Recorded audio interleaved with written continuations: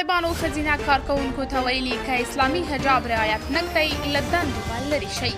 د طالبانو د امر بالمعروف او نهي عن المنکر وزارت چارواکو د ملکي خدماتو له کارکوونکو څخه غوښتي چې باید خپل صورت او سیرت د سنتو مطابق برابر کړي او ښځینه کارکوونکو ته یې خبرداری ورکړی که اسلامي حجاب مراعات نه کړي له دندو څخه به لرې شي. د دغه وزارت ویان صادق عاکف مهاجر د دوشنبې په ورځ د فبرورۍ په 21مه د سلواغې په 2مه نیټه خبریالانو ته په استول شوي پیغام کې ویلي چې د دغه وزارت چارواکو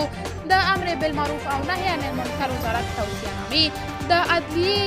کلیو او پراختیا او اوبو او انرژي وزارت له ملکي مامورینو سره شریکي کړي دي. ښاغلي مهاجر زیاته کړې ده د منکراتو رئیس په دغه لیدنه کې د یاد وزارت توصیهنامې د یاد شوو وزارتونو له چارواکو سره په لیکنې بڼه شریکي کړي چې د هغه پر اساس په ټولو دولتي ادارو کې ښځې باید شرعي حجاب مراعات کړي او د سرغړونې په صورت کې به له دندې څخه لرې شي.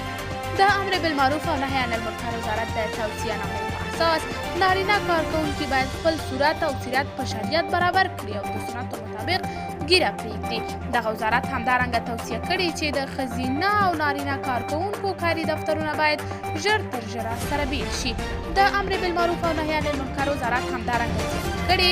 د دغه توصیهنامو په اساس کم عمره او ګیره نه لرونکي کسان په دولتي ادارو کې د کار کولو حق نه لري او ادارو ته د بې حجابه ښځو ننوتل منع دي. دغه وزارت ټینګار کړی دی چې په نظامي بنسټونو کې د دغه اصلاحي او تربیتي توصیو تر خپرېدو وروسته د دغه وزارت کارکوونکو په ملکي بنسټونو کې یادو توصیو د تطبیق کولو پیل کړي دي. پر افغانستان د طالبانو تر حاکمیت وروسته د دغه ډلې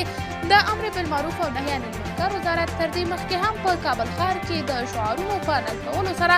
له ښځو څخه غوښتي وو چې حجاب مراعات کړي، خو تر هغه وروسته یو شمېر مېرمنو د ښځو په وړاندې د طالبانو د سیاستونو پر ضد مظاهرې وکړې.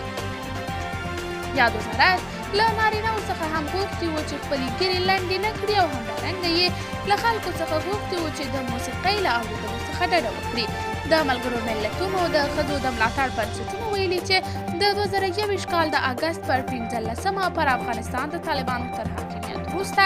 د ښځو او نجونو د کار او تعلیم ساحه محدوده شوې او ګڼ شمېر مېرمنو خپلې دندې له لاسه ورکړې دي.